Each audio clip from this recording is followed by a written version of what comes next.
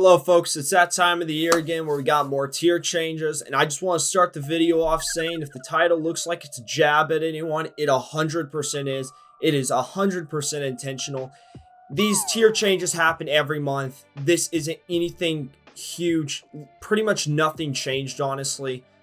I don't see the big deal, but I just want to get that out of the way because I'm so fucking sick of seeing that same headline every time. These changes aren't the end of the world. They aren't going to completely flip any metagame. Well, maybe the lower tiers. Some of the drops in the lower tiers will, but nothing for like OU or anything. Like every month cannot be huge changes, dude. I'm a journalism major. I'm sorry. This is really on the forefront of my mind. Anyway, soapbox over. 48 seconds in. Let's talk about the drops and rises. So, as per usual, there's only a few rises, and as per usual, there are a ton of drops. Why is this? Because these are all the DLC Pokemon, and they're just falling through each of the tiers as they go. For notable rises to OU, Garchomp and Garganacci are finally actually classified as OU now. They have the usage again to be an OU, so they're back. Same with the Mushroom and Skeledurgicus. So that's pretty interesting. Iron Leaves is back to UU. Because Pelicanetic dropped to UU, Barraskewda is now UU again. And then Abominus Snow and Chansey are finally beating the Stinky Allegations and they're back in NU. As far as drops go, Ninetales dropping to UU. That's pretty surprising to me. I still think Screen's offense is still pretty good in OU. I still think Ninetales is the best setter. Better than Grimmsnarl, better than anyone else. So I'm surprised seeing that drop, but we'll see how long it's allowed to stay in UU. I think it'll be fine for UU, especially since Torkoal's also dropped to RU. But, you know, I'm interested to see. So, Torkoal being an RU means that it'll be able to set the sun for all those RU Paradox, prehistoric Paradox forms. And then Monkey Dory is also RU as well. NU is a pretty big list. I think the biggest ones to point out here are the Wo-Chin. Wo-Chin has fallen pretty freaking hard since the beginning of the generation. And as for everyone else, though, Glade has also dropped from UU down to NU now as well. Screamtail too. Screamtail, I still think Screamtail is a good Pokemon, but yeah, it's just been dropping every single month, man. Grafaiai, UU to NU. It looks like most of these Pokemon were UU at one point. They're just, you know, falling through the ranks. It's just what happens. And it's not going to stop because the DLC comes out in about, 14 days, 15 days, maybe 13 days, depending on when you're watching this video. So, you know, this is probably not going to stay the way it is for much longer. I mean, these tiers are probably going to get even more hectic after those Pokemon come out. But anyway, yeah, and then PU, pretty decent sized cats. I'm surprised Floatzel's all the way down in PU. It was UU at the beginning of the generation. I wouldn't be surprised to see Floatzel jump up to UU, considering that Pelicanetic is still UU. If there's a Pokemon that's going to jump this tier shift, it's going to be Floatzel. But I'm guessing with new toy syndrome, that's probably not going to happen. But well, I guess it is UU, so UU is not going to be effective because all the new Pokemon get dropped in OU. So yeah, it'll be. We'll see. ZU list is pretty full as well. Masquerade's all the way down in ZU, which is kind of surprising because it's still a good sticky web user, but Ribombee just totally eclipses it in every single way possible. But since this generation's UU is this generation's OU, and Webs is, I still think Webs is a pretty good play style, but I don't know. We'll see how that one progresses. And now let's go to hold up. There we go. All right, so I'm an OU main.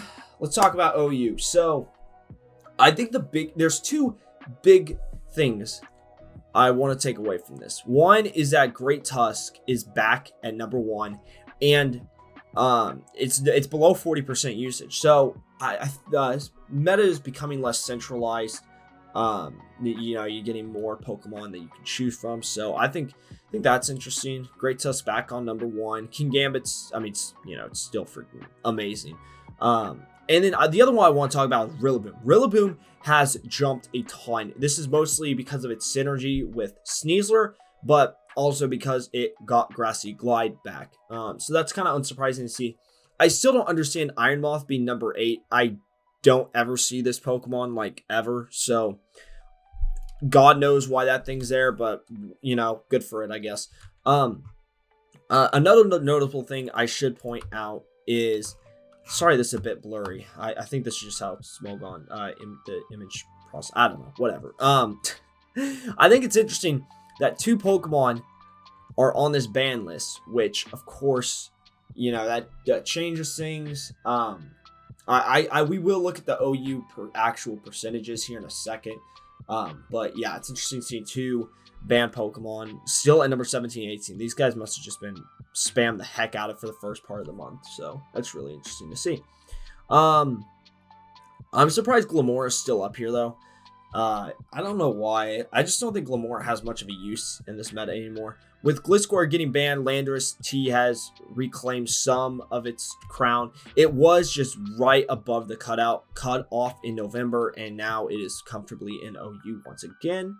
Blissey is about to fall off again. Good riddance. I hate that pink blob so much. Skeletorge barely got into number 36. Toxapex is actually pretty close to the bottom too. It and Garchomp number 34 and number 35. Honestly, this is why I don't get why there's huge changes. This is pretty much last month. The only difference is Rillaboom saw a huge surge, and these 2 guys are banned. And Landorus had a huge surge, but I mean, in terms of changes, I don't really think this changes much. UU's going to be interesting to watch, though, without Skeletorge in it anymore, because Skeletorge was a very, very prominent Pokemon in UU, and I have the stats to back that up. Actually, no, I don't. Well, I mean, number 8's still a pretty big deal, but yeah. Losing Amoonguss is pretty big, too, at 12.24% usage rate. Skeletorge is still also top 10 in Ubers. It's really funny seeing this. Top 10 in 2 tiers, which with a, you know, there's obviously a gap here that's not being shown, but I don't know. I just think that's kind of funny. As far as rest of tiers go, I do need to try out RU at some point. Yamega looks really fun to use.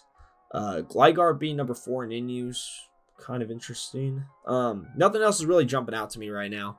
I should try out ZU again though. But yeah, nothing really is jumping out to me here. Groudon being at number 10 is crazy, but I think that's mostly because of Paradoxes helping it out there, and it's using like a defensive Colossal ass set now, which is really interesting. But you know, let's look at the specific data for OU. So as we know, okay, so first of all, Gliscor and Sneasler, 11.837 and 11.640. So they were pretty used before they were banned, then, if that's the case. So, oh my gosh, no way. No freaking way.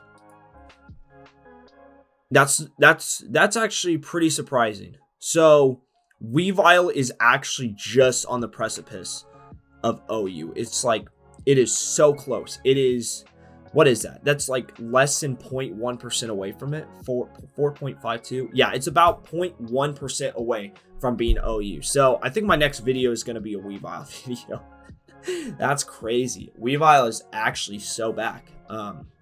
That's actually bigger news than anything else in this video, I think, honestly. Like, Weavile is like almost back into OU, which is crazy. Ursaluna being a number 44 is interesting. So Ninetales dropped all the way down to number 49.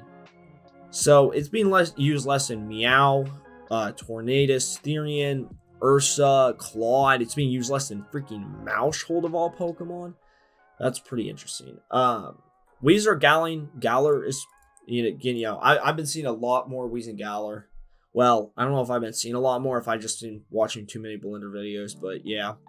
Weezagalar is good. I wouldn't be surprised if this Pokemon jumped to OU at some point.